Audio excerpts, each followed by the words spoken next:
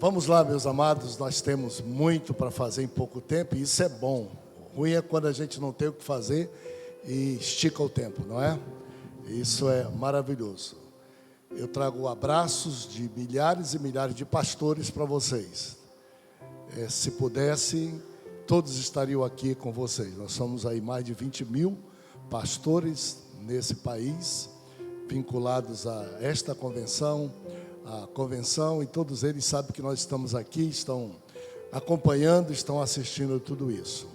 E eu acho maravilhoso. Eu quero também agradecer a Deus pela vida do pastor Paulo, Sérgio, Davi Silva, Alessandro Padilha, Pedro Elias e a pastora Nádia pelos ensinamentos extraordinários que trouxeram para a gente aqui nessa tarde. Minha primeira palavra é de admiração por aquilo que Deus está fazendo aqui no Rio Grande do Sul e especificamente através de vocês. Eu estou encantado com a beleza e a simplicidade desse templo, muito bonito. E parabéns ao pastor dessa igreja, ao casal pastor Medina, Nádia e Wagner Medina, e a todos que se congregam aqui nesse templo. Vocês foram caprichosos em fazer uma casa muito digna do Senhor, digna de qualquer lugar. Esse templo aqui é melhor do que metade dos templos das capitais brasileiras da Assembleia de Deus. Estejam certos disso, aqui onde vocês estão. E parabéns, e eu sei que vocês amam muito esse casal, então vamos também gritar um glória a Deus, porque a glória é de Deus, mas depois vamos aplaudir, que o aplauso é bem adequado, né, para pessoas que a gente quer de modo algum deferir. Quantos de vocês concordam comigo que nós estamos num templo lindo? Digam comigo, glória a Deus. Agora vamos aplaudir esse casal de pastores.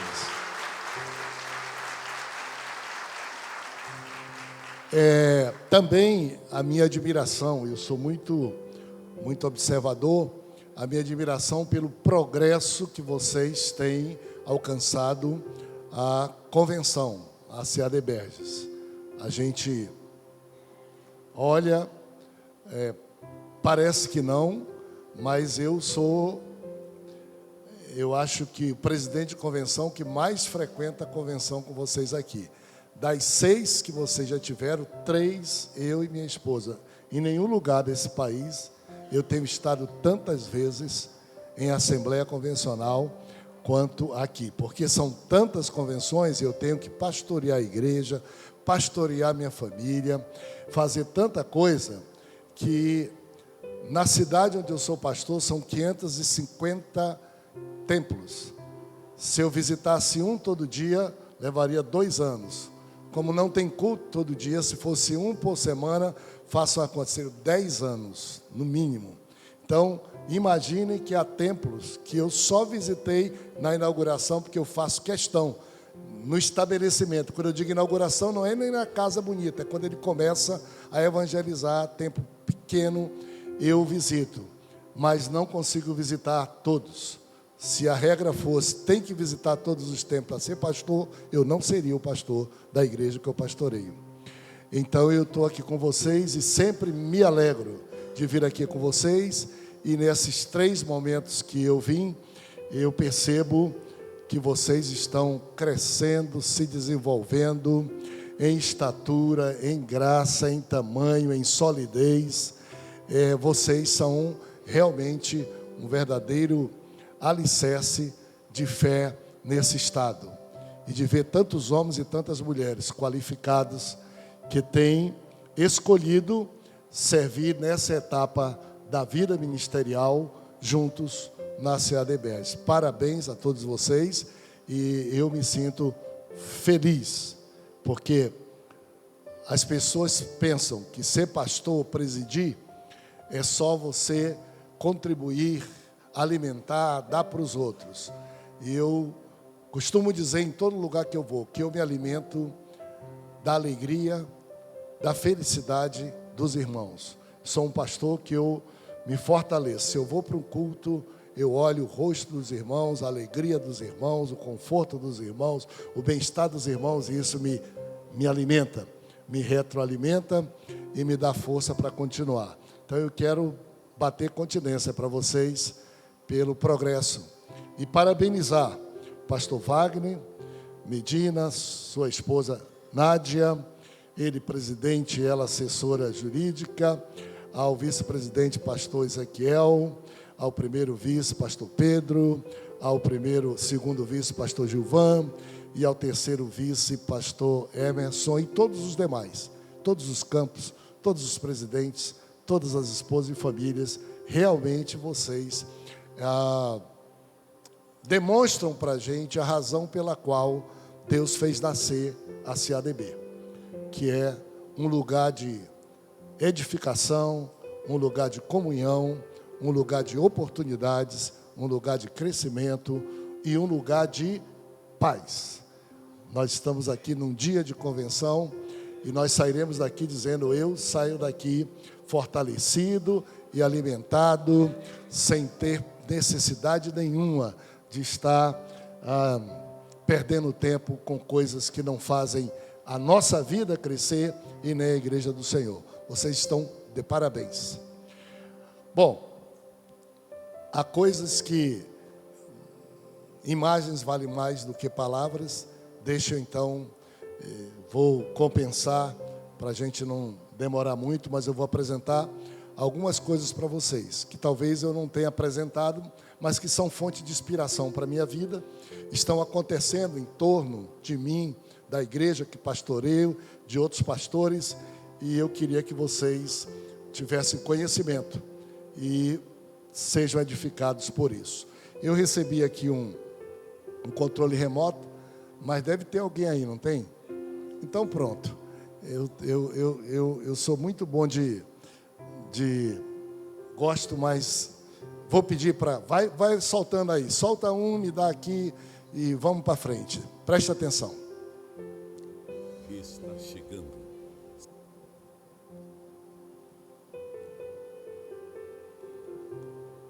Está chegando. 113 anos da Assembleia volta de aí para Deus no botar Brasil. o áudio, volta para o Junte-se a começo. nós na maior celebração pentecostal. Volta para a gente do país. pegar o áudio bem Direto forte. Vai de lá. Belém do Pará, dia 15 de Dá pra junho pela começar. manhã. Está chegando. 113 anos da Assembleia de Deus no Brasil. Junte-se a nós na maior celebração pentecostal do país. Direto de Belém do Pará, dia 15 de junho pela manhã, reconstituição da chegada dos pioneiros. À noite, a grande celebração do centenário Centro de Convenções da Assembleia de Deus. E dia 22, vamos reviver o que fizemos há 100 anos atrás, no centenário da Assembleia de Deus, no Rio de Janeiro. Dia 22 de junho, reconstituição da chegada de Gunnar Wingren e família na escadinha da Praça 15, na Baía da Guanabara. E ainda, a inauguração do Templo do Centenário da Assembleia de Deus no Rio de Janeiro, construído em 100 dias. Monte sua caravana e faça parte dessa história. Você não pode perder. 113 anos da Assembleia de Deus em Belém e o centenário no Rio de Janeiro. Assembleia de Deus no Brasil. Sal da terra, luz do mundo.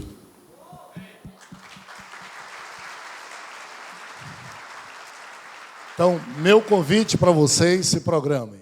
Dia 15 de junho, mês 6, nós vamos festejar 113 anos da Assembleia de Deus no Brasil. Não podia ser diferente onde ela nasceu, Belém do Pará.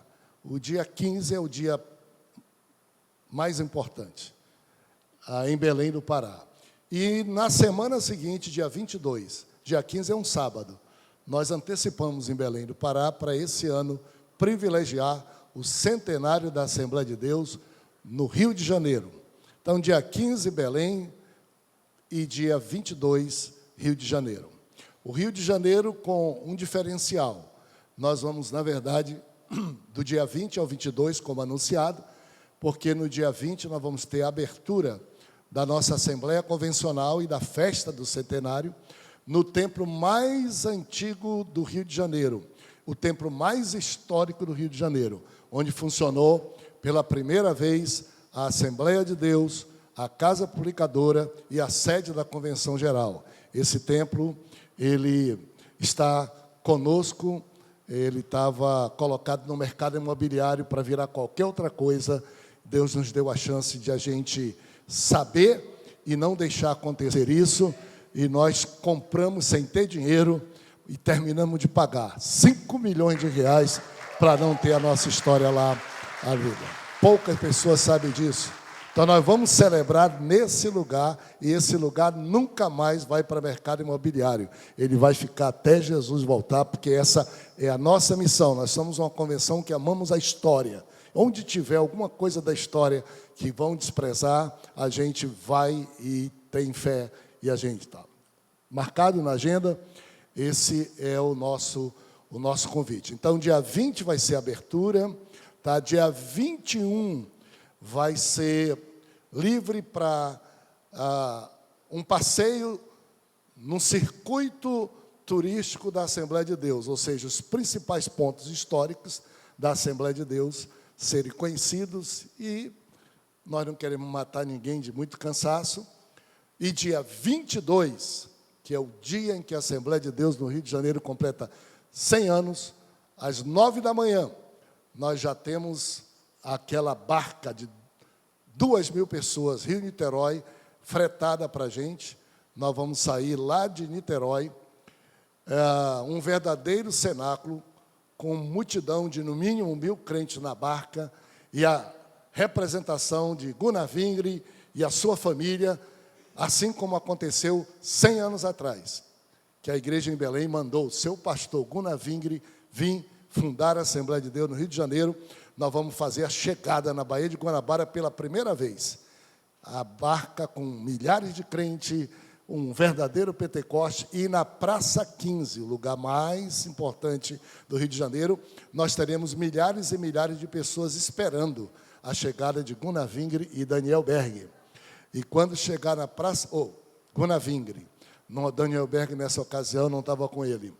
E nós vamos desembarcar lá, e nós vamos fazer uma pequena caminhada, cantando o hino da harpa só, dando glória a Jesus, a multidão toda, e quando chegarmos num lugar central, ali nós vamos plantar uma árvore de oliveira, como sendo o memorial do centenário, no eixo, no centro da Praça 15, no Rio de Janeiro, e depois vamos nos deslocar um pouquinho, tudo muito rápido, 45 minutos tudo. Nossa, não vai demorar nada, porque o Rio é quente, e vai ser 10 horas já essa hora, e nós vamos terminar fazendo o maior clamor que já aconteceu no Rio de Janeiro, de joelhos dobrados, na Praça 15, como só a Assembleia não sabe fazer, sem orgulho nenhum.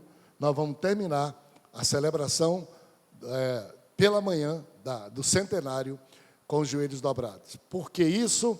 Porque nós descobrimos que onde tem multidão, a primeira coisa que a imprensa diz que é manifestação política ou protesto. Aí depois, quando eles chegam perto, que vê cantando, ou que vê alguma coisa, diz, não é. Tem alguma coisa aí de religião.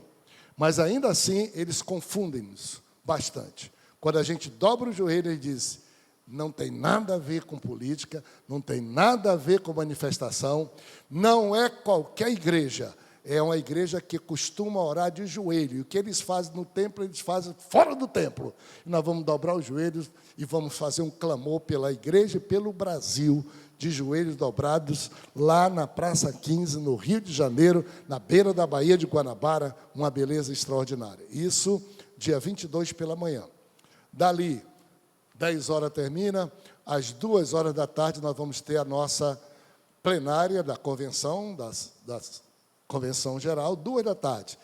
Termina no máximo 4 horas. Nós também não demoramos muito. E quando terminar isso, nós vamos sair,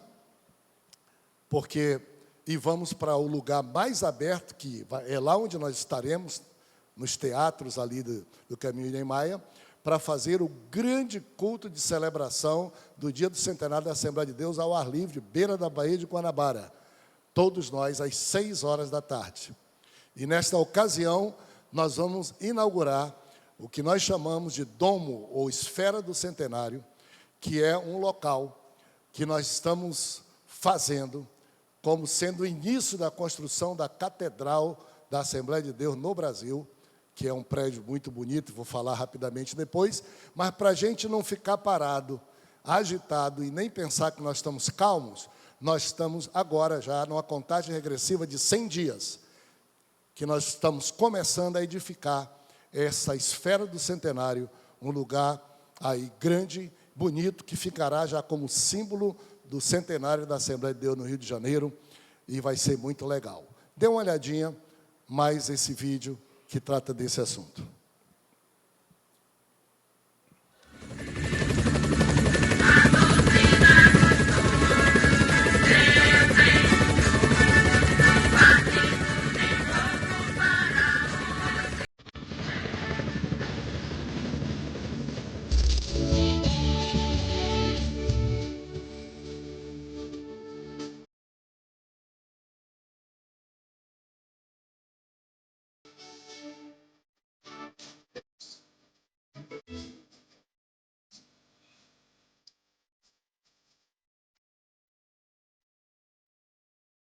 Veja, corta aí um pouquinho, corta um pouquinho, ou a Rebeca mandou errado, ou aí foi selecionado errado. Mas eu acho que foi a minha assessora aí que confundiu.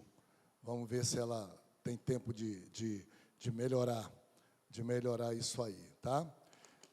Não é esse o vídeo, não. Se a gente prosseguir, enquanto ela vê o que foi acontecer e vê se resolve, como eu andava dizendo para vocês, vocês vão ver um vídeo que resume, o pastor Medina pediu que eu tratasse disso, logicamente que antes da ceia eu vou até, quem sabe, fazer um pequeno encerramento com o texto bíblico, mas para mim é muito bom ter estado aqui, ver o que vocês estão fazendo, o que está acontecendo, mas compartilhar com vocês grandes acontecimentos que estão acontecendo no Brasil, e feitos por todos nós, é algo muito maravilhoso. Muito. Vamos lá, agora sim, volta aí para o começo e mete som. Vai lá. Construção da esfera do... Assembleia de Deus, rumo ao centenário, Álvaro Diva. Já estamos correndo com a contagem regressiva para o centenário da Assembleia de Deus no Rio de Janeiro e da construção da esfera do centenário, semente da futura Catedral da Assembleia de Deus em Niterói, Rio de Janeiro. O terreno onde a Catedral será construída possui cerca de 10 mil metros quadrados e foi cedido em 2022 pela Prefeitura de Niterói, após um edital público, e está localizado em uma das áreas mais nobres, o Caminho Niemeyer. O trabalho de limpeza e terraplanagem já está sendo feito. O terreno está sendo preparado para a instalação da esfera do centenário, ambiente climatizado e infraestrutura. Além do aspecto turístico e cultural, a catedral será local de oração e adoração a Deus para milhares de pessoas. Todos os dias temos a marcha da oração no canteiro de obras e levantamento de recursos para a construção. Várias pessoas já estão enviando suas ofertas, mas ainda falta você. Contribua para a construção da esfera do centenário e da catedral no Caminho Niemeyer, em Niterói, Rio de Janeiro, através do Pix 91-99252-4100 ou depósitos nas contas Santander, agência 3524, conta corrente 13005460, dígito 5. Um monumento à fé de milhões de assembleianos e um marco do centenário da Assembleia de Deus no Rio de Janeiro. Assembleia de Deus, rumo ao centenário, Álvaro Diva. Bom, vocês perderam o fôlego até, né? Nós somos conhecidos por crer em coisas impossíveis e nos metermos em coisas que, se Deus não fizer, não acontece. Na verdade, essa é a nossa vocação. O pastor Medina deve ter dito para vocês isso, que bom. O que acontece?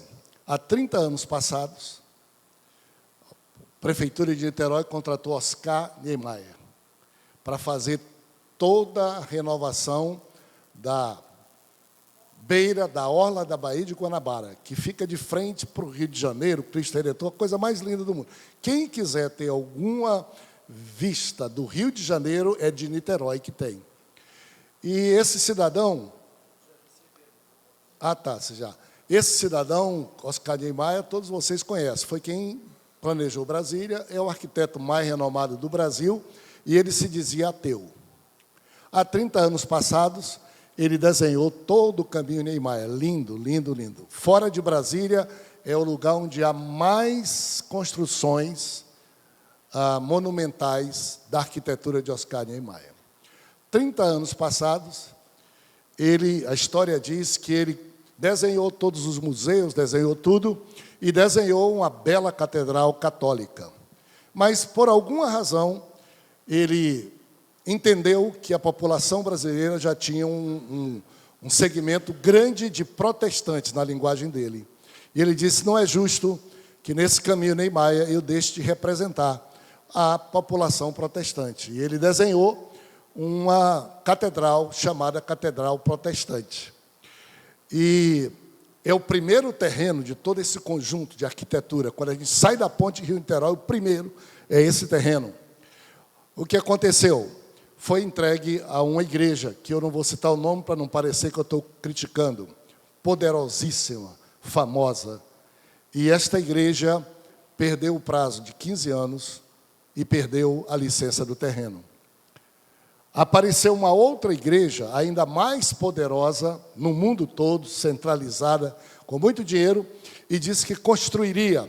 E a prefeitura entregou a licença por mais 15 anos para essa igreja. Passaram-se 15 anos e eles não construíram. Terminou o prazo ano passado.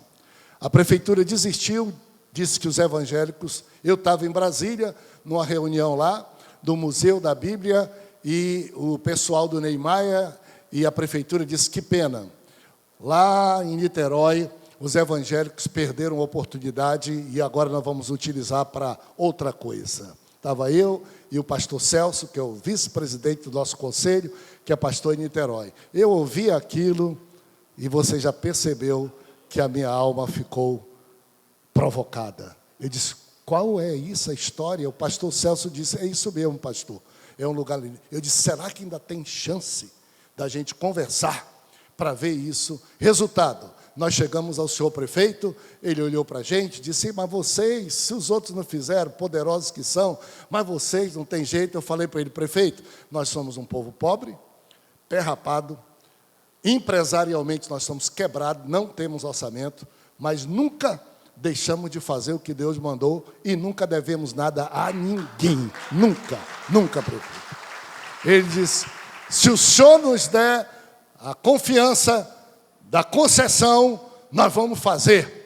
Aí ele olhou, foi para lá, para cá, não vou contar toda a história para vocês, disse assim, pela primeira vez eu vou assinar a concessão para uma instituição quebrada financeiramente. Eu digo, pode assinar, porque você vai ver que nós vamos construir. E ele deu a concessão para a gente, 8.500 metros, custaria 100 milhões de reais se fosse comprar. E aí, meus amigos, nós não temos dinheiro, não temos beira, não temos nada, não temos nada. Então, para a gente, ou Jesus faz, ou não faz. E se não é porque Ele quer, é que não aconteça, porque nós não estamos aqui para fazer o que nós queremos. Nós estamos aqui para fazer o que Deus quer. Nós somos caroneiros de Deus, cooperadores de Deus. Eu não invento nada para Jesus me ajudar. Eu digo, Jesus, tu já inventou, tu queres? Me bota no meio disso que eu estou contigo. Se tiver gente boa, melhor do que eu, levanta, deixa eu saber que eu vou ajudar. Mas se não tiver um louco, bota o meu nome, que eu não quero nem saber. Eu quero te ajudar a fazer coisas aqui na terra. Nós pegamos em nome da CADB, meus amigos. Está com uns 6 meses, 1 ano, e começamos com as licenças e vai. As outras igrejas, quando souberam que nós pegamos, foram com o prefeito para ele cancelar. Disseram que não era possível. Como é que dá para esse grupo de pessoas que não tem eira nem beira? Me chamaram de índio lá da selva amazônica, que não tem nada. O prefeito veio comigo, conversou um pouquinho, mas ele não ofenderam a mim. Eu não estava ali por isso, estava ofendendo a Deus. E conclusão, a catedral, a limpeza está feita, E aí apareceu, há uns 15 dias só, um outro desafio. Uma pessoa passou por lá, gostou, é muito bonito. Você imaginou? Na beira da Baía de Guanabara. Não tem nenhum templo da Assembleia de Deus num lugar tão bonito e nem um templo de nenhuma igreja evangélica num lugar tão privilegiado. E não tem um templo da Assembleia de Deus que seja tão bonito quanto esse, não por vaidade, é porque Deus guardou por 30 anos. O cidadão fez a planta sem encostar, dizendo que ele era ateu, por 30 anos, gente. E aí, estamos aí. Aí, quando chegou agora, mais ou menos, está com 90, nós estamos fazendo a regressiva. Esse cidadão achou legal, bonito, e disse, pastor, eu tenho sou representante de um domo de origem chinesa, e eu achei muito bom lá, e eu queria saber, se o senhor quiser, a gente se junta aí, 6 5 milhões. Eu entro com metade da minha empresa para servir de display para os irmãos, para as igrejas, tudo, e vocês entram com o resto. Depois vocês me pagam os outros 2,5 milhões. Eu olhei para aquilo, senti que Deus estava falando. Digo, cara, o cara disse que nós somos pé rapado, que nós não fazemos nada, nós vamos sair agora do mato em 100 dias. Nós vamos chegar e vai ter aquele negócio lá. Quanto custa fazer os homens glorificar o nome de Deus? Qualquer dinheiro. Se eu tivesse 20 milhões, eu diria, só para ver o nome do Senhor glorificado, porque dinheiro só presta para isso. E quanto custaria a edificação de uma igreja toda como a Assembleia de Deus, ir para o centenário lá dizer, olha, o pastor lá de Niterói disse assim, pastor, deixa eu lhe contar uma história. A igreja aqui em Niterói surgiu em 1926, e ela surgiu na avenida, mas a perseguição foi tanta dos incrédulos, das autoridades, que os irmãos pegaram e foram se esconder lá no morro. E hoje a nossa igreja principal é lá no morro, escondido, para não apanhar, para não ser preso. E todo mundo aí dizia, Assembleinha lá escondida, vai celebrar o centenário lá escondido. E agora Deus pega, dá o pulo por cima e diz, crie vergonha na cara, engulam o que vocês estão dizendo, porque esse povo que apanhou para ficar com o evangelho agora vai estar no melhor lugar e no lugar mais bonito. Isso não tem dinheiro que pague. Alegria do povo, avivamento no Brasil, ver alguma coisa diferente acontecendo no nosso meio. E aí, bastou 2 horas, eu disse, vamos, meu irmão, nós não temos dinheiro também não. Você tem que dar 1 milhão e pouco, não tem, mas vamos. É de Deus, vamos. Se você tem coragem, vamos. Eu entrei no avião, minha esposa estava viajando, meus filhos, ninguém sabia, e eu fiquei dizendo, meu Deus, daqui a 100 dias vai ter uma mais linda igreja da Assembleia de Deus em 100 dias, ninguém sabe. Quem é que vai ficar nesse lugar? Quem é que vai acompanhar isso nos 100 dias? E dentro do avião, o Espírito de Deus falou, você. Eu fui para Belém, minha esposa estava viajando, meus filhos, o ministério, conversei com eles e eu fui enviado como missionário para o Rio de Janeiro, 100 dias, para acompanhar a construção do Rio de Janeiro e para ser o primeiro pastor. Não sei se vou ficar algum tempo a mais, Deus tem que levantar uma pessoa, eu quero que não, quero ser levado para o céu de Belém do Pará, mas eu não sou meu. Quando eu decidi isso, começou um rebuliço entre pastores e tudo, disseram, não é possível, isso não existe. E o avivamento que eu espero que aconteça, a maior construção, o maior tesouro não é o prédio, é a fé e o avivamento que vai acontecer no coração de pastores, de uma igreja que vai dizer assim, ainda tem gente que tem fé para construir, mas para dar a vida, doar a vida. Eu poderia ficar numa rede me embalando, como nós dizemos lá, tomando cuia de açaí, né? Pastorzão, presidente da convenção e da Assembleia de Deus, não estou nem aí, eu só cheguei até aqui porque Jesus me chamou, e eu não sou burro de desobedecer à vontade de Deus. E eu estou no Rio de Janeiro, eu vim para cá só porque eu tinha me comprometido com o pastor Medina antes, senão ninguém me tira de lá. Eu estou cantando aquela música Lodebar, sabe o que é que diz, né? Este é o endereço certo para você me achar. Lodebar agora é uma casa abandonada, com a placa escrita, mudei na casa do rei, na mesa do rei. Este é o endereço certo para você me achar. E todo mundo que me procura, eu digo, vem aqui no Rio de Janeiro, meter a mão na lama, dobrar os joelhos comigo todo dia. Meu culto é 9 horas da manhã, fazendo rodeando, 100 voltas, com os irmãos lá cantando, tocando, ajoelhando, pedindo dinheiro, que a gente não tem dinheiro. E eu quero viver cada passo desse milagre de Jesus. Eu quero fazer isso. Orando pelo um avivamento. A igreja em Belém está lá. Eu espero que Deus faça na igreja em Belém melhor do que se eu tivesse, porque é assim que Ele faz. E agora no Rio de Janeiro, e agora o barulho todo. Eu passei um Gramado um dia que vocês me deram, o pastor me deu, e lá no Gramado, pastor, vem cá, tira foto aqui, como é que está o Rio de Janeiro? Já virou febre. Eu nem sei como. Um gesto de fé, um ato de fé. Nós não temos dinheiro. O pastor Medina disse, eu pedi para ele imprimir isso, que deu para vocês uma lembrança do presidente de vocês, do amigo de vocês, do pastor de vocês, para você lembrar, orar, segurar a corda, porque eu estou lá no fundo do poço. O nome do Jesus está em jogo. O meu também. O meu pode ficar na lama, o de Jesus não pode. E nós estamos precisando de dinheiro. E Deus tem o dinheiro. E Ele não vai mandar anjo. Mas Deus está olhando quem é que tem um coração bom. Do pouco que tem, já começa a fazer, para Ele botar prata e ouro na mão. Porque Deus não faz prédio. Deus faz fé no coração da gente. E eu queria pedir ao Rio Grande do Sul que não se esquecesse da oração minha e da Rebeca. E quando vocês passarem por lá, de qualquer lugar do Rio de Janeiro, a gente vê esse lugar. É um lugar esplêndido. Quando passa de avião, quando vem de barco, tudo se vê. Está um susto naquela cidade.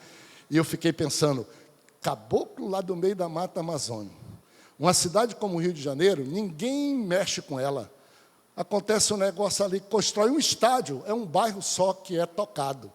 Isso está mexendo com a cidade, está mexendo com o prefeito. O prefeito que ficou, pastor, será que a gente revoga? Primeiro dia que nós botamos as máquinas lá, ele foi lá, já alegre, feliz, bonito, todos lá conosco. E estamos aí, meus irmãos. Em 100 dias, construiu o templo, a esfera do centenário, uma estrutura curiosa, muito curiosa, que já é a semente da catedral, que é essa bela obra escrita por Oscar Niemeyer. Isso parece pequeno, mas é 60 por 60. Conta aí que você vai ver. 60 por 60, isso aí. E eu não tenho dinheiro. O cara está cobrando. Nós estamos pagando.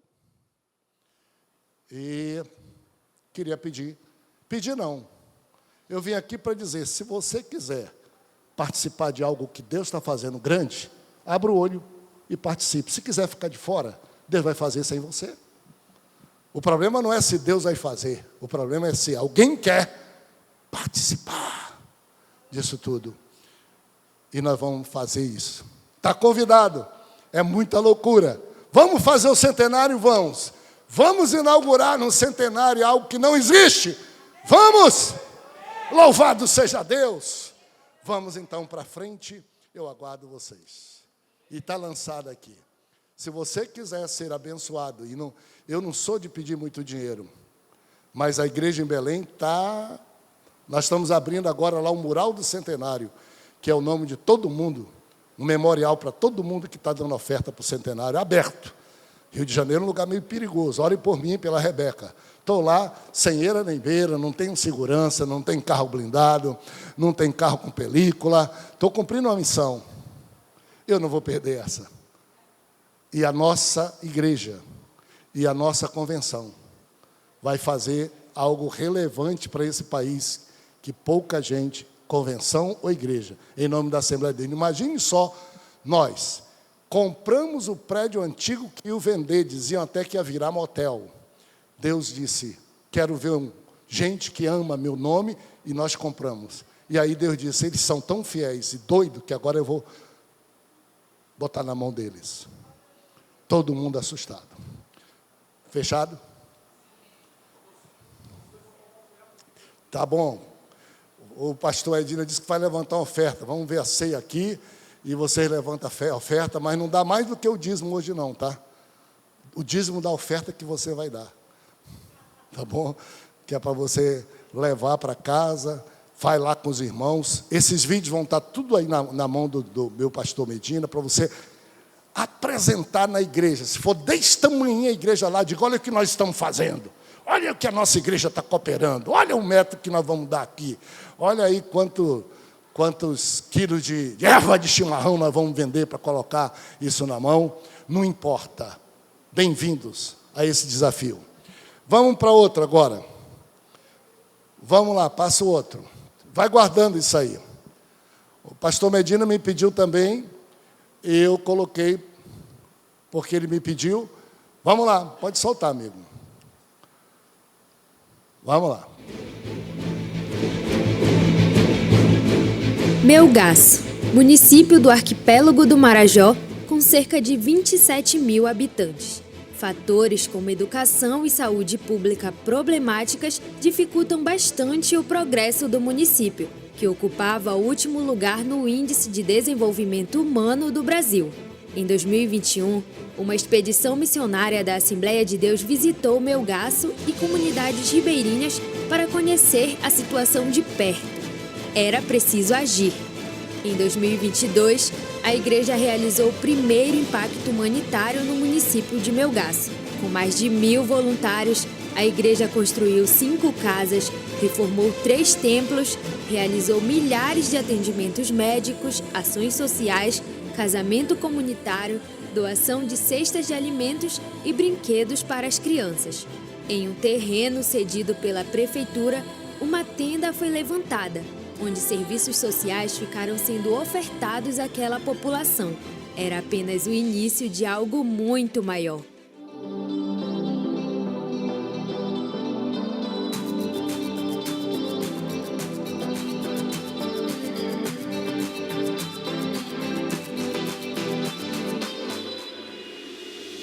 Um ano se passou, mas a Assembleia de Deus não parou as obras. Com mais de 1.300 missionários rumo ao arquipélago do Marajó. Dessa vez, não apenas Melgaço recebeu um impacto humanitário. O município de Portel e Rio Jaburu também foram atendidos pela igreja. Graças a Deus, a igreja, a Assembleia de Deus, ela vem trazer muitos recursos para a nossa cidade. Sabe que a nossa cidade ainda é uma cidade pequena, de pouco desenvolvimento, mas graças a Deus que ela veio. E eu tenho certeza que ela vai ajudar todo mundo aqui na nossa cidade. Agora, olha, eu vou até resolver um problema que eu ficava na minha cabeça. Meu Deus, isso é crônica, por que fica assim, saindo disso tudo? E olha, uma médica maravilhosa que foi não só enviada pelo programa, mas por Deus. Nós estávamos assim, outros esperando e vocês chegaram, nós estamos muito felizes. Só tenho que agradecer.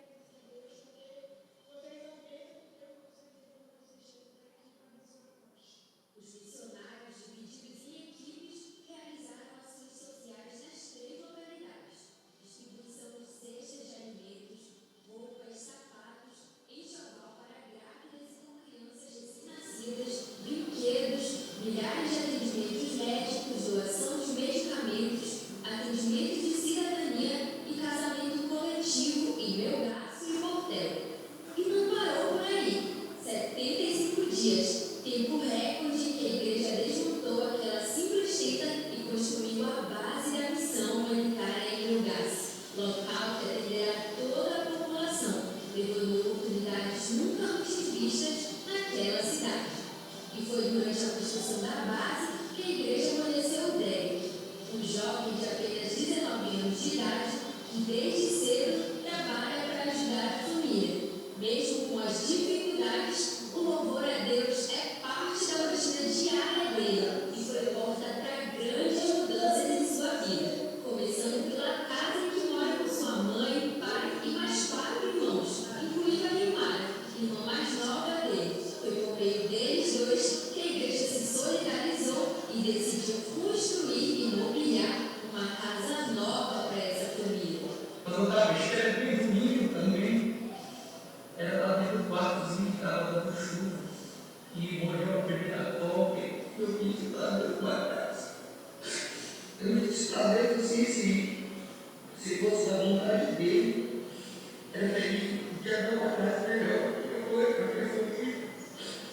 que hoje você está realizando mais um sonho.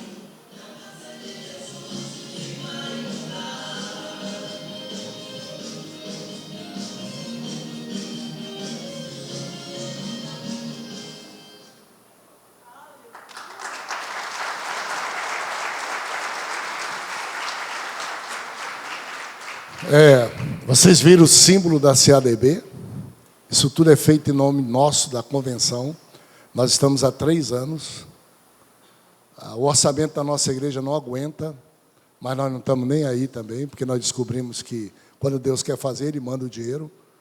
O dinheiro não é esse que está aqui, é o que Ele vai mandar. E está funcionando essa base humanitária. Nós já construímos mais de 10 casas para as pessoas mais pobres, mais de 10 templos. Esse lugar aí é no lugar onde está se falando no Brasil todo, onde ocorre o maior índice de prostituição de crianças. É aí onde nós estamos, bem na gargalo deles.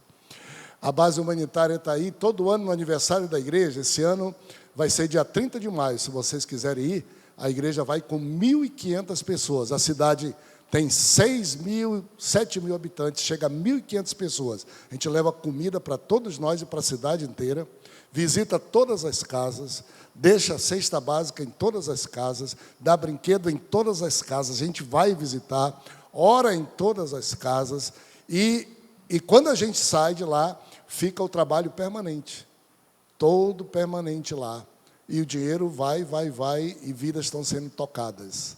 O pastor Medina pediu que eu apresentasse para vocês verem quanto sentido tem vocês pertencerem, estarem juntos, como vocês podem fazer muito com o pouco que cada um de vocês tem, e como vocês podem animar os crentes dizendo, olha, isso nós estamos fazendo, R$1, o que for, dando sentido para a nossa vida de igreja, sentido para nos sentirmos grandes. Melgaço é o nome do município, último IDH no Brasil. Nós vamos ficar lá até que Melgaço suba de posição. E a cidade está mudando, o maior movimento de comércio, exportação. Nós consumimos em Belém 50.000 camisetas para congressos. A fábrica agora é lá em Melgaço. Eles constroem, eles fazem, a gente compra deles para fazer eles se sentirem abençoados. Tudo que nós podemos fazer para esta cidade melhorar. Eu acho que nós não vamos sair de lá mais até Jesus voltar, mesmo que ela vá. E já há uma pesquisa dizendo que ela já subiu e já está quase que... Já passou umas 20 outras cidades em qualidade de vida. Um município inteiro, 28.000 pessoas no município. Na cidade, 7.000. Quem podia pensar que a igreja pode fazer isso? Nem governo, nem ninguém. Agora que as autoridades estão se despertando para isso. Bom, meus amados irmãos, é muita coisa boa que Deus está fazendo. Ele está apressando, Ele tem pressa, e Ele está procurando quem acredite, para Ele envolver. Meu convite para vocês, para a gente fazer. Por fim, e como eu disse, não vou cansá-los, mas há uma coisa que eu não posso deixar de dizer para vocês, que são meus companheiros pastores, que representam algum segredo, que vocês olham essas coisas todas e alguém pode dizer, o pastor Samuel, esqueça. Belém do Pará, vocês sabem, é a capital mais pobre do Brasil. Belém do Pará está em último lugar, nossa cidade, em saneamento básico. Só 5% tem coleta de esgoto. E 20% tem água tratada. Capital da COP do Brasil. Como é que Deus tira daquele lugar alguém ou alguma ideia dessa? Como é que Deus faz ser ali uma sede de uma convenção?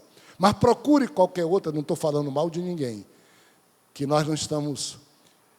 É 5 anos que nós existimos só. Melgaço, sede do Rio de Janeiro, catedral, tudo isso em 5 anos. Não existe nada, a não ser que os olhos de Deus estão colocados sobre nós, representando esperança para esse mundo de homens e mulheres corajosos. Agora, o segredo para a minha alma, Então, se alguém não pegou, pegue, pelo menos para orar. É uma lembrança que eu quero deixar com vocês, tá? E se puderem, a partir de amanhã, manda um pix de R$1, de R$2, para alimentar a fé da gente. Porque a partir de amanhã eu vou estar andando na lama lá.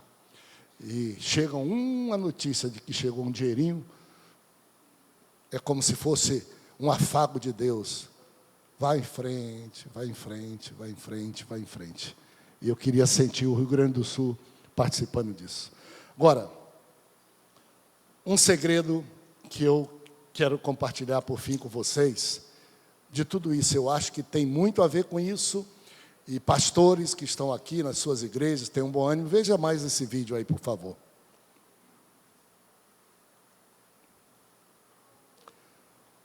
Tem mais um vídeo? Se tiver, veja aí. Eu quero compartilhar com vocês, atentem para isso.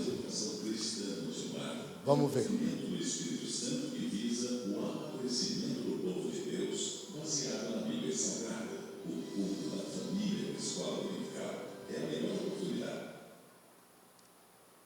Atentem para isso.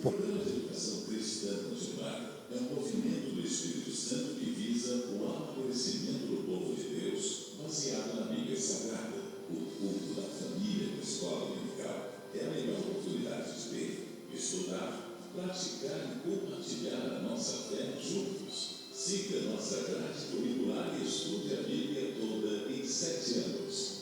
Acreditamos que o reconhecimento na escola dominical estimula o aluno a buscar mais conhecimento bíblico e a participar com mais frequência das aulas. Isto gera cristãos saudáveis e instruídos e uma igreja fortalecida.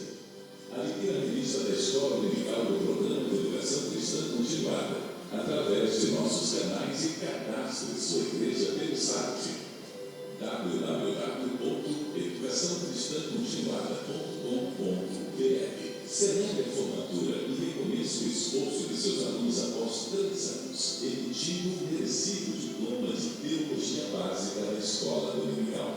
Sal da Terra, Luz do Mundo.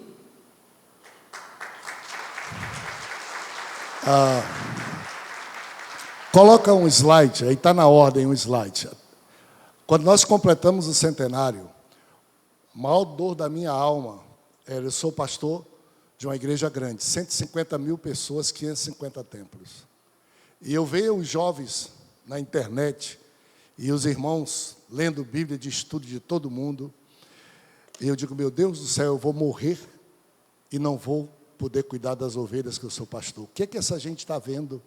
O que é que eles estão lendo? O que é que eles estão sendo alimentados? Como é que eu vou cumprir o meu ministério, trazendo a igreja para algum lugar abençoado e comum? E aí Deus foi trabalhando como Ele sempre trabalha. E Deus fez, eu não vou contar aqui para vocês toda. O meu maior legado da minha vida ministerial, Deus me deu a oportunidade de pegar a carona dele para a Rede Boas Novas. Por falar nisso, nós devemos voltar daqui uns 6 meses aqui no Rio Grande do Sul. Boas Novas, o centenário lá em Belém, o primeiro avião da Assembleia de Deus, 30 anos passados, eu fui o primeiro piloto. Não olhe para mim, era obra. A pessoa pergunta, por quê, pastor? Porque Jesus precisa alcançar pessoas, e Ele usa os meios que tiverem, e alguém que tenha coragem. O amor de Jesus fará tudo para alcançar pessoas e para abençoar a igreja. E aí, eu comecei com a equipe muito pequena, e Deus me deu essa inspiração que já vai para muito tempo. Qual é?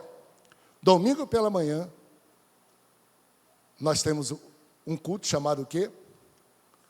Escola, os que tem, porque está acabando. Tem muita gente que não tem, e eu não estou criticando, tá? Chamado Escola Dominical.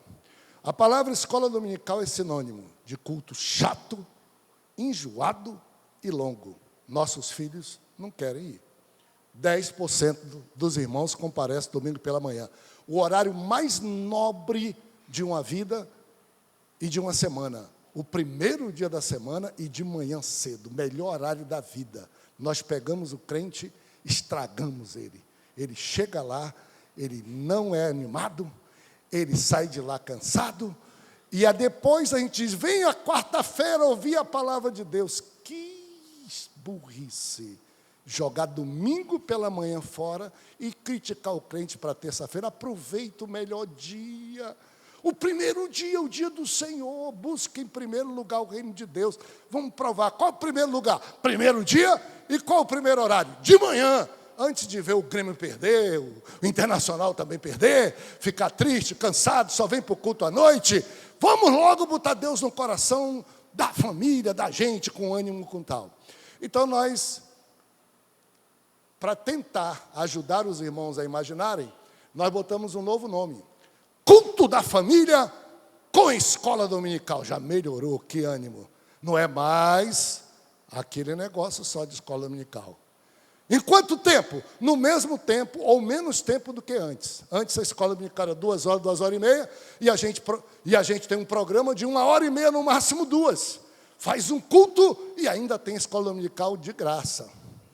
1h30 o programa. É o melhor culto da nossa igreja. Tem banda, tem coral, é festa. Culto é para ser alegre. Tem louvor. E tem 45 minutos a 1 hora que a gente lê um capítulo da Bíblia inteiro com a igreja e a gente ensina um capítulo inteiro da Bíblia na ordem que está na Bíblia, de acordo com o que está o livro da Bíblia. Não discute, não mistura a Bíblia, não diz que a Bíblia está errada, não mistura versículo. Aquele capítulo, a gente estuda o que está naquele capítulo e aprende o que o Espírito de Deus quer dizer nesse capítulo. Não viaja por outros versículos, por lugar nenhum, o capítulo da Bíblia. Nós organizamos em 7 anos, se estuda a Bíblia toda. Cada um período desse aqui, a gente produz uma revista que para a gente não soltar o crente, a gente chama de revista da escola dominical, que é o nome que agarra. Mas nós temos uma filosofia, nós não estudamos revista, nós estudamos a Bíblia. Não leia a revista antes de ler o capítulo da Bíblia. Se tiver que escolher entre ler o capítulo da Bíblia ou a revista, leia a Bíblia. E a gente faz um trimestre Velho Testamento, outro Novo Testamento, só isso. Mas na ordem que está aí, com 7 anos, as pessoas que vão para a igreja que nós somos pastores, domingo pela manhã, elas têm a garantia que elas manusearam a Bíblia toda, junto com o pastor da igreja. Mais ainda, o adulto, o adolescente, o jovem e a criança da primeiríssima infância estudam o mesmo capítulo, a mesma parte da Bíblia, para que o papai e a mamãe possam conversar. E se o papai não for, a criança ensina, e se a criança não for, o papai ensina. A diferença é o quê? A diferença é a linguagem e a didática, mas estuda a Bíblia. Nossos filhos estudam a Bíblia tanto quanto nós estudamos a Bíblia. Meus amigos, tem. Espera aí. Aqui está, ó. Não tem luxo. Ah, que assunto. Ah, está faltando assunto. Vai ler a Bíblia, miserável. Na Bíblia tem tudo que tu quer. A igreja não precisa estar fazendo outras coisas antes de ler a Bíblia. Pode fazer outras, se tiver alimentando a igreja com a Bíblia, que é a palavra que tem a garantia do Espírito de Deus. As igrejas estão dizendo que a Bíblia não presta, que tem que ser organizada, que tem que ter... E nós? Não vamos discutir essa bobagem, não. Vamos ensinar a palavra e pronto, acabou. É remédio para todo mundo. Só para vocês terem uma ideia, o próximo slide. Nós estudamos 7 livros da Bíblia por ano. É muito animado. Olha aqui. 2024, nós estamos estudando Jó, Provérbio, Eclesiastes, Cântico dos Cânticos, Cantares. Eu nunca vi ser estudado Cantares aberto na igreja. Nós estudamos. Olha a curiosidade do crente. E a beleza. Nós estudamos. Aí nós vamos para João, Salmos e 2 Coríntios. Quer dizer, um velho, um novo. Já dá para você ter ideia onde nós já estamos. Nós já estamos com 70% da Bíblia toda. Só que quando a gente terminar, a gente volta de novo, porque já vai ser 7 anos depois, e tem crente que entrou depois. E Bíblia é Bíblia. Um dia desse o irmão disse assim, mas pastor, vai repetir a Bíblia? Eu digo, tu quer repetir o quê? Tu já sabe a Bíblia toda? Agora é que vai ficar boa. Quando chegar na quinta vez, eu, por exemplo, vou perder. Porque se eu tivesse, no começo, feito isso, eu já era um doutor na Bíblia, já tinha estudado a Bíblia 10 vezes com os meus irmãos. Uma coisa é estudar a Bíblia em casa sozinho. Outra coisa é na igreja com o crente. Lendo, estudando. Tem um clima de bênção no meio do povo de Deus de bênção. Ok, irmãos? Nós estudamos, e ano passado, nós estudamos 6. Juízes e Ruth, 1 Coríntios, 1 e 2 Samuel e Lucas. Nós não estamos brincando. Domingo de manhã, a pessoa sai e diz assim, eu estudei a Bíblia. Eu estudei o livro, agora nós estamos estudando, terminando o livro de Cantares, Cântico dos Cânticos. Eu estudei o livro de Cântico dos Cânticos, do capítulo 1 até o capítulo final. Não é bom? Pode esquecer qualquer coisa, mas ele vai lembrar da Bíblia, a Bíblia está com ele. E nossas crianças também, todas elas. Então, meus amigos, eu aprendi ao longo desse tempo todo que, como pastor de igreja que eu sou, tendo o privilégio de cooperar com outras pessoas, que uma igreja tem 3 pilares: amor à palavra e a Deus, amor à oração e amor ao serviço ao próximo. Uma igreja que ama a Bíblia, uma igreja que ama a oração, e uma igreja que se envolve no trabalho missionário de servir ao próximo, pode tirar, se quiser, todo o resto. É uma igreja com diagnóstico de igreja saudável, igreja sólida, que a gente inventa tantas outras coisas e troca, e o crente nem sabe às vezes o que é que ele tem que fazer, porque a gente não enfatiza o sustentáculo da igreja. 7 livros da Bíblia eu estudo. Quando termina o ano, tem gente, o que foi que eu fiz no fim do ano? Eu digo, vamos celebrar, gente! Nós estudamos 7 livros da Bíblia. Quantas vezes você já estudou 7 livros da Bíblia? Ninguém. Então, todo ano nós temos uma novidade para celebrar. Uma para poder pensar. E no final do ano, celebramos 7 livros da Bíblia estudados com a igreja, com o filho, com a filha, no culto da família Escola no Carro. Você pergunta para mim, pastor, está dando resultado? Deixa eu dizer para você uma coisa. Lá no templo onde eu sirvo como pastor, eu nunca dou uma aula com menos de 800 a 1.000 pessoas, domingo pela manhã. Nunca. E nós temos 2 cultos. 7 da manhã tivemos que abrir o segundo culto. E no segundo culto, 600, 700 pessoas. Imagine, atraídos pela palavra, por um ensino. Também não tem esse negócio de chegar lá, nhenga, não tem esse negócio de dizer, 1 hora é pouco, que nada. Quem tem que ensinar com ânimo, ensina em 45, 50, no máximo 1 hora. O culto termina rápido, o irmão aprende, o irmão lê. Sabe quanto tempo leva para ler um capítulo da Bíblia? 5 minutos. E a gente não lê nunca um capítulo da Bíblia. Lá nós lemos todos, 5 minutos, e agora vamos estudar isso aqui. E vamos estudar o quê? A gente vai estudar o que sobrou, porque só de ler, o crente já aprende quase que tudo. Fica faltando só algumas coisas para a gente dar os últimos retoques. A revista funciona como manual de ajuda. Meus irmãos, isso tem um valor muito grande, eterno. Vocês têm propósito como pastor. Minha frustração era, vou morrer e não sei o que é a igreja que eu sou pastor. Eu estou tão feliz da vida, porque se eu dou para 1.000, estamos chegando ao nosso culto domingo pela manhã, está perdendo para o culto da noite por 100 pessoas no máximo. E está crescendo. E está vindo gente de outra igreja, porque acabou isso. Eu só estudo a Bíblia naquela igreja. E vem para outra igreja. É um ânimo só. A gente diz assim, não, mas o culto da noite, coral, banda, não vem? Eu falei lá com os irmãos, de gay, quem é músico aqui que gosta da Bíblia, quer estudar a Bíblia? Então, meus amigos, é domingo pela manhã. Se vocês quiserem vir, não vem, senão vai aparecer outra orquestra. Coral, quer vir? Agora tem coral, tem banda. É igual o culto da noite. Se você perguntar para mim, se o senhor tiver que escolher o culto da noite ou da manhã, eu não sou bobo, eu escolho da manhã, porque eu tenho culto e ainda tenho a Bíblia Sagrada estudada com segurança. É a melhor base de um crente. Bom, para ir longe, eu estou falando de coisas espirituais, tá? Provavelmente o diabo até disse assim, ou algum de vocês está dizendo assim, pô, mas o pastor não pregou sobre língua estranha, avivamento, voto de Jesus? Não, isso o diabo já sabe que a gente prega muito. Ele está lá fora, porque aqui dentro ele não entra, cheio de raiva, dizendo, eu não queria que esse miserável desse pastor falasse o que ele está falando, mexesse com as estruturas do que está. Ele não gostaria que ele fizesse isso. Então, vai-te para a China, vai para o inferno, Satanás, porque aqui é o meu lugar. Pode ser que eu não os veja mais, vá para o céu, mas eu vou deixar a semente do alicerce para você pensar. Não há obrigação. Nossa convenção não obriga nada. Nós não impusemos nada. Nós não somos de imposição. A gente faz isso num trabalho hercúleo a vida toda. Nunca foi imposto. Ninguém é obrigado a usar. Mas a Bíblia diz que ninguém acende uma luz para colocar debaixo de uma bacia. A gente coloca no velador.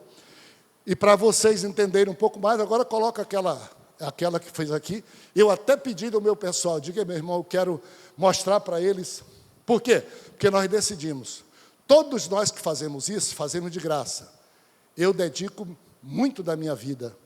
É o meu maior legado. Não é televisão, não é catedral, é deixar um estudo da Bíblia para todas as gerações, quando eu for embora, feito por assembleanos da Bíblia toda, não existe isso disponível, seguindo a ordem da Bíblia, os capítulos na ordem que a Bíblia estão. A gente não mexe com a Bíblia. A única mexida que tem é, primeiro trimestre, os livros do Velho, segundo do Novo, na ordem que eles estão. Que é para a pessoa só gastar energia no aprendizado do assunto, e não gastar e dizer, pulei para cá, não sei o que eu fiz. Não tem isso. Vamos economizar a vida das pessoas. Bom, bota lá, meu irmão, aquele da tabela. As idades. A Rebeca está falando bem. Olha aqui, ó. Isso aqui é João, para jovens e adultos. Aqui é João para adolescentes. Aqui é João para maternal. Aqui é João, quer dizer, até 3 anos, para o jardim, até 6 anos. Aqui até 9, 11 anos. Mesma lição. Mesma parte da Bíblia. A linguagem é adequada para essas crianças. Vocês podem imaginar o trabalho que isso dá? Vocês não imaginam. É muito trabalho. Mas eu nunca aprendi tanto. Eu fiz seminário e tudo. A gente sai no seminário, às vezes, sem ter lido a Bíblia. A gente conhece livros sem gostar da palavra. E eu tenho sido renovado, eu tenho sido despertado. Minha esposa até disse, Samuel, tu está diferente, rapaz. Como é que pode? Eu digo, eu estou fazendo o meu melhor curso de teologia, que não é sistemática, não é pastoral, é teologia bíblica. A autoridade da Bíblia manda. Se o Espírito de Deus fez o livro ser assim, deve ter algum propósito. Por que eu vou mexer nele e trocar os capítulos? Estou dizendo que eles erraram? Se entrou dessa forma, não é cronológica, não é, mas eu vou aprender. E não fica discutindo muito. Esses aqui. Vamos lá, bota a tabelinha para mim. Próximo. Que eu quero logo fazer tudo e mais. Eu é que lidero essa equipe. Minha esposa, tem vezes que ela diz, Samuel, porque quando chega para fechar, um trimestre desse, eu fico um mês trabalhando com a equipe, muito, pedindo graça de Deus. Olha aqui, ó. O que é que eu quero dizer com isso? Isso aqui são os preços, porque quando nós fizemos, nós dissemos, nós vamos oferecer pelo menor preço, o melhor material. Tem editoras que fazem milhões, então é muito barato fazer milhões. Nós fazemos, já estamos bem, acho que nós somos a segunda maior já no Brasil, porque nós imprimimos já 150 mil, sem fazer propaganda, 150 mil. Eu acho que nós já somos a segunda. Mas olha o preço, aqui está o preço da gente, R$8, olha as demais, R$10, olha as demais, R$9, olha as demais, tudo. Lá onde interessa adulto, professor e adolescente, que é o maior número, a gente tem quase 50% mais barato. E a nossa revista tem 10% a mais de folhas, de comentários da Bíblia. É maior. Porque nós não estamos para ganhar dinheiro, nós estamos para manter. E para ajudar quem não pode comprar, porque a palavra tem que ser disseminada. Então, meus pastores, não importa se na sua igreja tem 5 pessoas, se você quiser, fazer um bem para você, para a sua família e para aqueles crentes, e o crente diz assim, nesta igreja, se eu não tiver tempo de ir para seminário, se eu não tiver tempo de estudar fora, o básico da minha fé eu recebo na casa de Deus, aproveite. Aproveite. Aproveite. Fale com o pastor Wagner, com quem for, coisa mais simples.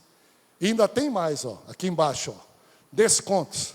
Acima de 50 unidades, 20. Acima de 500, 30. Acima de 1.000, 39% ainda do preço que aí está. Invista em você e na sua família. Quando terminar, você tem uma enciclopédia. Eu coleciono todos os meses aí, enciclopédia de toda a Bíblia, de comentário da Bíblia toda, em casa em sua Bíblia. Nós estudamos a Bíblia, tá bom?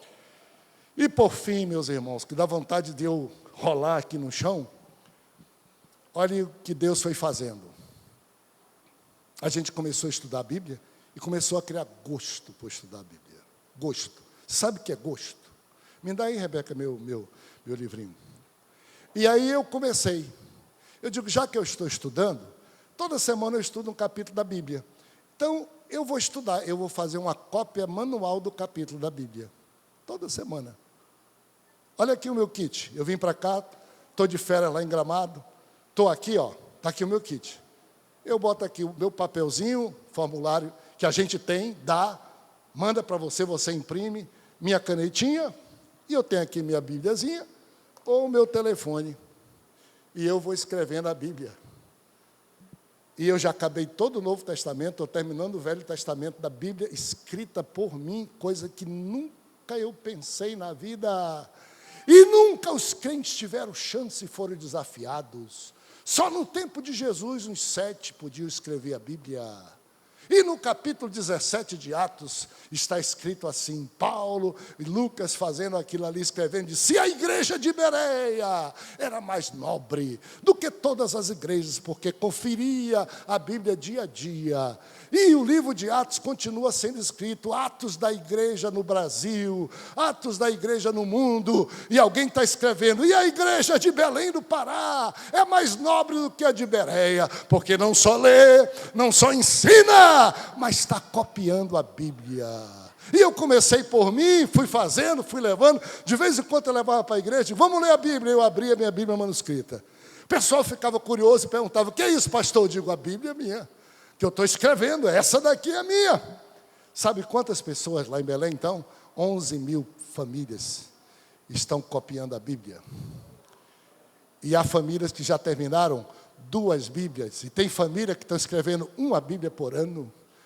Ah, meus amigos, é matar a cobra e mostrar o pau, como a gente diz. E vai pegando, vai incendiando. Se eu começar a escrever, eu disse que eu quero dar um prêmio de 1 milhão para quem começar a escrever a Bíblia, só um versículo, e continuar durante o ano todo só um versículo.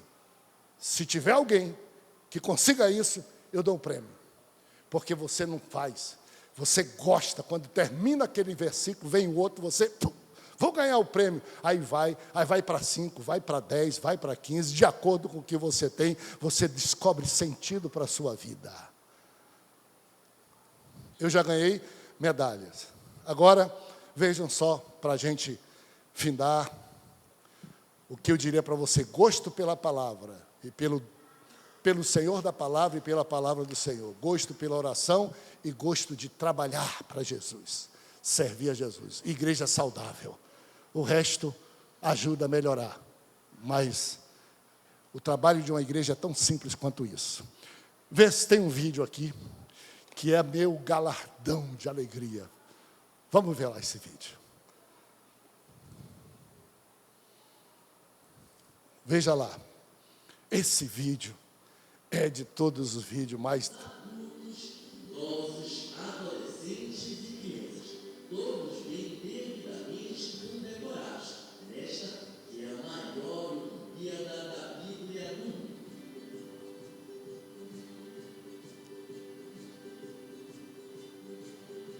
O centenário Centro de Convenções em Belém do Pará, a grande celebração de encerramento da Olimpíada da Bíblia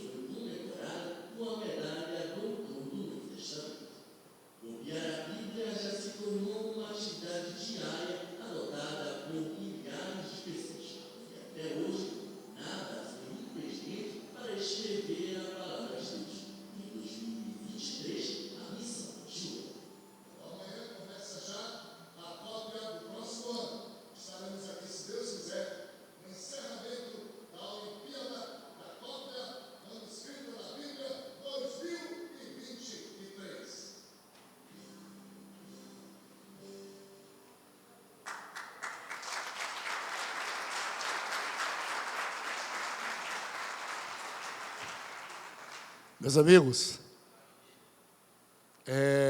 então nós inventamos. Todo ano tem o encerramento da Olimpíada da Cópia Manuscrita da Bíblia do ano. No dia da Bíblia, segundo domingo de dezembro, que a gente às vezes inventa de cantar um hino, faz tudo, nós celebramos com a festa dos campeões da Olimpíada daquele ano de cópia da Bíblia. As famílias vêm, as igrejas vêm, entram, bate palma, a gente vai, parece casamento, são os heróis nossos, com a Bíblia levantada. Vocês viram multidão de pessoas, todo ano. Esse rapazinho que vocês viram com a espada, com a caneta, ele era drogado, morador da rua. Ele soube e ele começou a escrever. Todo ano ele escreve, copia uma Bíblia toda. E abandonou a droga e deixou de ser cidadão da rua. Para a glória do Senhor. Qual é minha frustração, horrível frustração? É porque nós temos, no encerramento da Olimpíada, nós temos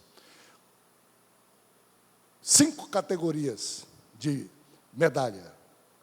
Medalha de prata, para quem terminou um dos testamentos naquele ano. Pode ter começado antes, terminou naquele ano. É prata. Medalha de ouro, para quem terminou naquele ano a Bíblia completa. Medalha de copista solidário. Irmãos e irmãs que já fizeram a cópia e que ajudam adolescentes que estão copiando e que precisam de uma mãozinha. E eles vão e copiam para dar uma ajuda em uns 10 versículos. Eu sou copista solidário. Só de neto eu copio para 8 netos a Bíblia com eles. E eu copio e ajudo os outros. Quando está chegando a Olimpíada, digo, está faltando o quê? Quem é? Eu sou solidário. Vem e me manda aqui. Ele manda lá e eu boto minha letra, não sou boa, minha letra na Bíblia preciosa daquele irmão. A Bíbliazinha do pastor. E qual a minha frustração? Nós temos uma categoria chamada Doutores do Novo Testamento. Essa categoria, eu nunca vou conseguir a medalha. Que frustração. Porque essa medalha Doutor do Novo Testamento é dado para crianças que terminam de copiar o Novo Testamento até os 12 anos, como Jesus. Se copiou o Novo Testamento até os 12 anos, recebe a medalha de Doutor do Novo Testamento. Eu tenho a maior alegria de dar a medalha. Minhas 2 netas do ano passado, as mais velhas, receberam a medalha de doutora do Novo Testamento, todas com Novo Testamento escrito por elas. Nós estamos construindo uma geração assembleiana que nós diremos, nesta igreja que diz que nós somos fracos, que dizem que nós não cuidamos da criança, será uma geração e uma igreja mais forte do que a gente, porque aos 12 anos eles terão feito o que nós não fizemos. 80% dos crentes com 60 anos não leram o Novo Testamento, sequer leram o Novo Testamento. Pode fazer uma pergunta na igreja. E os meus filhos e os meus netos aos 12 terão um legado, um documento. Eu conheço a minha fé, eu copiei. Nós estamos entregando essas medalhas para esses adolescentes. Tem alguns que com 9 anos já terminaram, outros terminam com 10. A gente espera que seja 12 anos. Eu tenho uma das maiores alegrias da minha vida, sabe qual é? Uma vez por ano, eu vou lá para o templo e fico lá e digo, doutores do Novo Testamento, vamos simular o que aconteceu com Jesus e com os doutores aqui. Venham para cá para o templo. A gente monta uma bancada e fica aquela meninada de 9, 8 anos fazendo pergunta da Bíblia, um para o outro e para mim. E eu perguntando para eles, e eles dão um show de conhecimento bíblico. E eu fico lá no meio dizendo, meu Deus, que honra! Eu estou fazendo o que Jesus está fazendo. Que coisa maravilhosa copiar e fazer o que Jesus está fazendo. Essa eu nunca vou ganhar. Essa não tem jeito. E, por fim, olha como Deus é bom. E olha como a Bíblia serve. Nós ficamos imaginando como é que a gente vai alcançar a criança que ainda vai nascer. E não me chame de espírita. Porque a Bíblia diz que Manoá diz, Senhor, ensina o que eu devo fazer à criança que ainda vai nascer. E nós, pastores, somos besta. A gente não cuida da criança quando ela está sendo gerada, nem quando ela nasce, e ainda fica discutindo que ele não pode ser batizado a não ser com 12 anos. Miserável. Com 12 anos o mundo já pegou, a droga já pegou, o crime já pegou. E Jesus está perdendo a caminhada de vidas por causa de um pastor legalista. Por que você não chega com a palavra antes do diabo chegar? Por que você não chega com a palavra antes da droga chegar? Por que você não chega com a palavra antes da imoralidade chegar? Por quê? E agora nós estamos numa caminhada que nós chamamos da primeiríssima infância. Qual é? Nós temos um programa de cópia da Bíblia manuscrita da criança que ainda vai nascer. Quando o pai e a mãe recebem o exame, grávido, ele recebe um kitzinho desse, e nós pedimos que a mãe escreva um versículo da Bíblia da criança que ainda vai nascer. E o pai, todo dia, quando for orar pela criança, escreva um versículo. Ele nem sabe o nome da criança. Bíblia da criança que ainda vai nascer. Depois que ele descobre o nome, Bíblia do Manuelzinho, Bíblia da Manuelazinha. Depois que a criança nasce, ele vai falar um versículo, escute, um versículo, nada mais do que isso. Quanto tempo leva? 2 minutos é o máximo. Máximo. Quando essa criança puder ler e puder escrever, o papai e a mamãe diz, aqui está o meu presente, quanto você não podia. Prossiga. E essa criança, copiando 2 versículos da Bíblia por dia, quando ele tiver com 9 anos. E se ele perder alguns dias, ele tem 3 anos ainda de lambuja. Lambuja quer dizer de folga. Para os 12 anos ele terminar o Novo Testamento dele. Antes que vá nascer. Então, meus amigos, nós estamos numa convenção. Me perdoe por ter passado um pouco da hora, mas talvez pudéssemos estar aqui hoje, Paulo e eu, Tico, e quem quiser cair, caia, que Jesus vai ressuscitar, para que a gente saia daqui com certa dosagem de que nós temos muito para fazer, está à nossa disposição, e que começa abençoando a nossa própria vida. E eu hoje digo, Senhor, eu estudo a Bíblia, nunca estudei tanta Bíblia, para poder ensinar com alegria, entusiasmo. Tem batismo no Espírito Santo, tem língua estranha na escola dominical, gente. Porque também se for só aquela... vai falar do best-seller do mundo, do livro mais vendido do mundo, sem ânimo. Bota ânimo nisso. Bota ânimo como você está pregando. Bota entusiasmo, bota poder de Deus, bota tudo no crente que ajuda a entrar. Alguém diz assim, só entra se for devagarzinho, não se for devagarzinho a pessoa fica dormindo Deixa a graça de Deus, o crente precisa de ânimo. E olha só, que doce palavra. Que doce palavra. Deus abençoe. Alicerce da fé cristã. E a Rebeca ia pregar, eu vou terminar só dizendo o que ela disse. Primeira coisa, família sacerdotal, se prepare para a peia. Guerra. Mas guerra feia. Quem disser que não está passando por problema, porque está parado, não está fazendo nada, e por isso não pega pedrada, porque não está produzindo frutos, e nem o diabo está preocupado com quem está parado. O sinal de que se está no caminho correto é adversidade e tribulação. Esse é o sinal.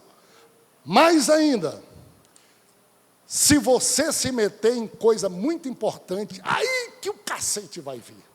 Aí que o diabo vem para lhe acabar e frustrar, mostrar a cara feia antes de você entrar, para você não entrar.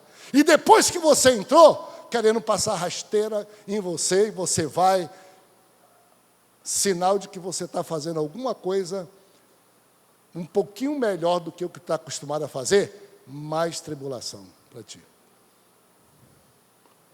O que eu aprendi, ensinando a revista de Jó, o que eu aprendi? Eu aprendi 3 frases com Jó.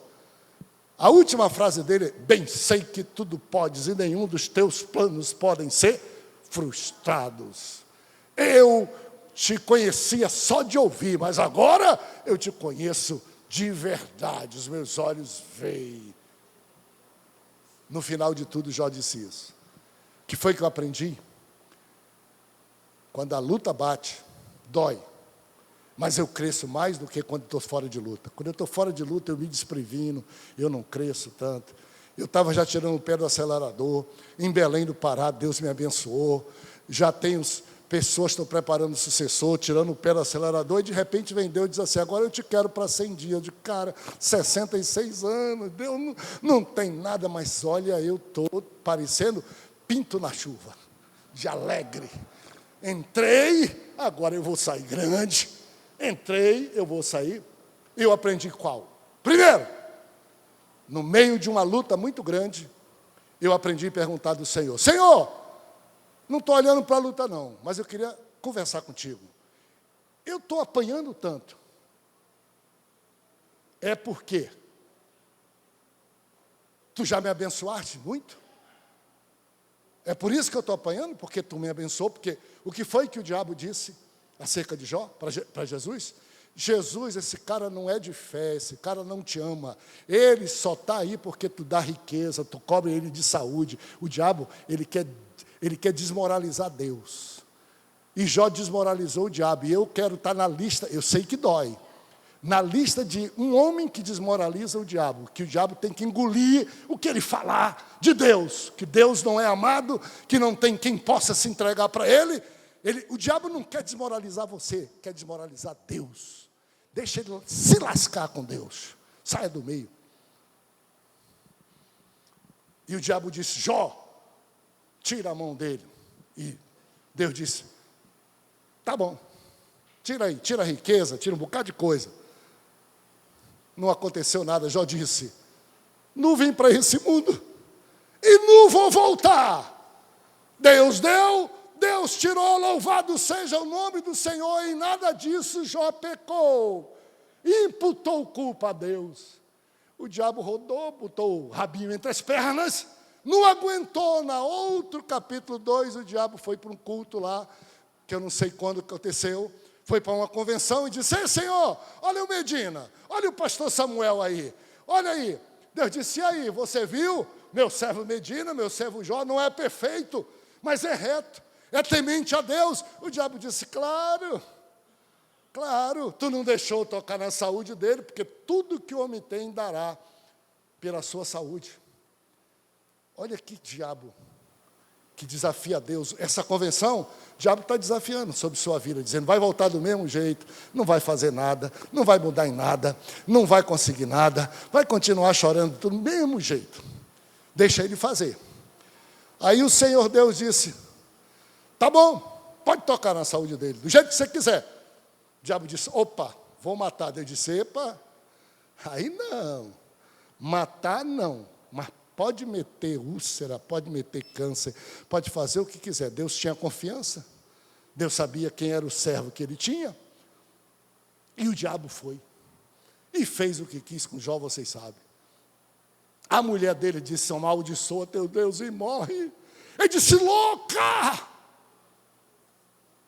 tu és uma louca. Nós não recebemos tanto bem de Deus a vida toda, agora porque nós estamos passando por essa aflição, anula tudo que Deus fez. Ei, louca, eu sei que o meu Redentor vive, eu sei que Ele se levantará sobre as nações, eu sei que com esses meus olhos, com essa carne, eu o verei. Diz a Bíblia que na segunda tentação, ao invés de Jó chorar, ele se dobrou e adorou a Deus. Até que no final ele disse: olha, eu saí, não estava entendendo, cheguei até a falar alguma besteira, mas agora Deus me fez um gigante. Eu só conhecia um pouquinho dele, eu pensava que conhecia, ensinava para todo mundo. Deus me fez um gigante, ainda me deu de troco toda a riqueza, família. A única coisa que Deus não tirou, para você ver como Deus ama as mulheres, você deve amar também, né? Porque a única coisa que disse que Deus não trocou foi a mulher. Parece que ela teve que ficar E Jó teve que carregar aquela cruz até o dia que desse mais 10 filhos para Jó. E testemunhasse por aquilo que ela disse. É o único lugar na Bíblia que não diz que os filhos morreram, a economia foi, Deus deu em dobro tudo. O que é que eu aprendi? Senhor, se é porque tu já me abençoaste tanto, está muito pequena essa luta. Eu aprendi a desdenhar da luta. A Bíblia diz que nós vamos desdenhar da morte, dizendo: ei, morte, onde é que está a tua vitória? Onde é que está o teu aguilhão?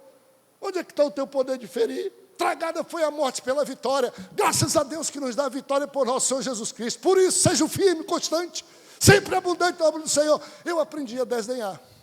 Eu digo: Senhor, o teu crédito de bênção que tu já me deu até aqui é tanto que essa lutazinha está muito pequena, pode mandar mais, que não vai ganhar das bênçãos que você já me deu. Você tem crédito.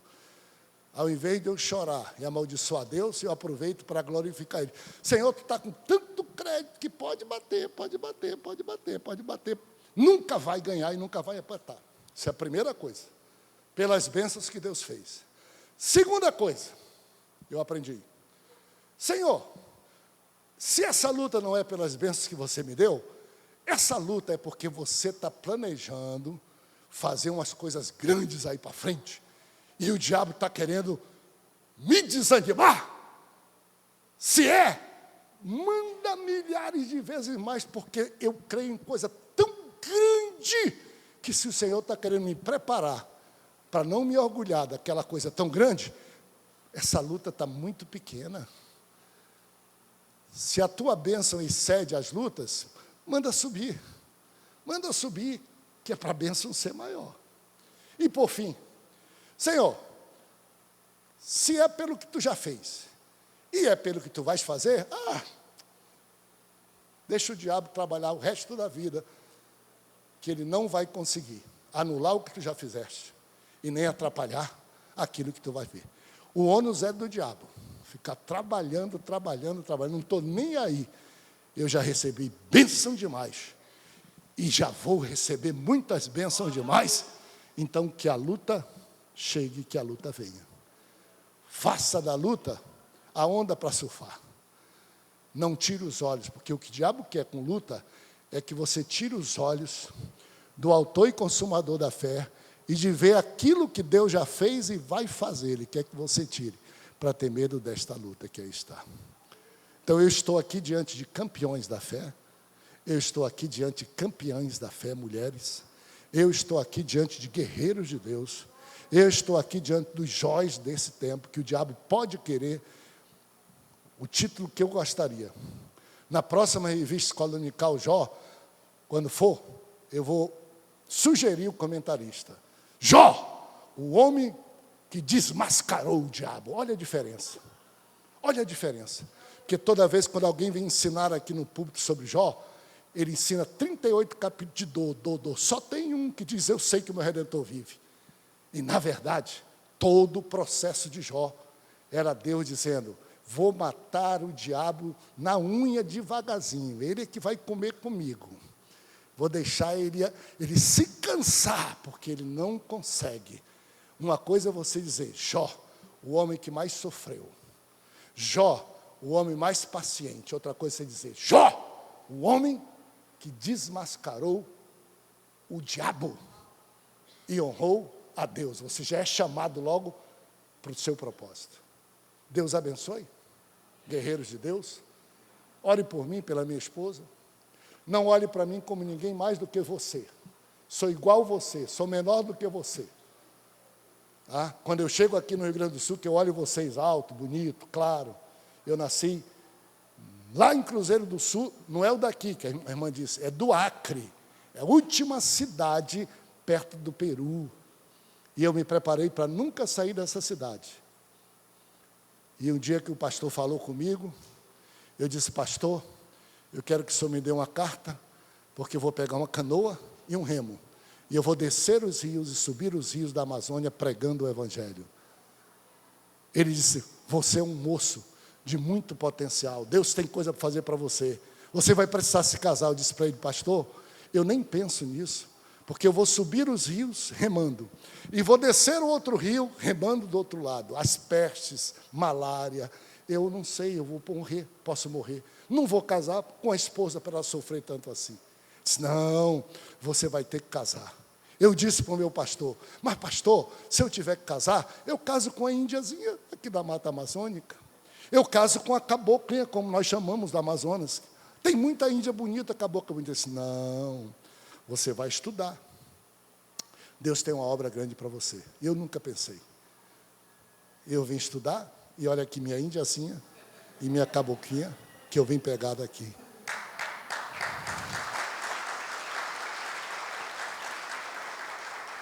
E eu vim seguindo Jesus, e olha aqui, onde é que eu estou. Seja louvado o nome do Senhor. Nós vamos fazer uma ceia da vigília, mas é uma ceia suculenta, uma ceia só para quem pôde ficar aqui nesse lugar. Eu quero, com a graça e a misericórdia de Deus, eu quero te abençoar, meu irmão. Eu quero abençoar você, minha irmã. Eu quero abençoar a igreja que você serve. Eu quero abençoar esta convenção. Eu quero abençoar esse estado. Com a mesma unção que Deus colocou em Gunnar Wingre e Daniel Berg, que está passando para cada um de nós. Eu quero que você seja hoje tocado, renovado, abençoado, desafiado. Que a unção, a visão de Deus esteja com você. Acompanhe pastor Medina, irmã Nádia, por essas nações que estão aqui. E se vocês tiverem chance, vão lá no Rio de Janeiro comigo, para a gente ficar uns 2 dias no meio daquela lama, vendo a glória de Deus se manifestar. Deus abençoe o Rio Grande do Sul. Deus abençoe a CADEBERGES. Deus abençoe os pastores e pastoras desse estado. Deus sacuda esse estado, o Brasil, com o avivamento do céu. Deus guarde nossas famílias, Deus proteja os nossos filhos. Deus seja louvado.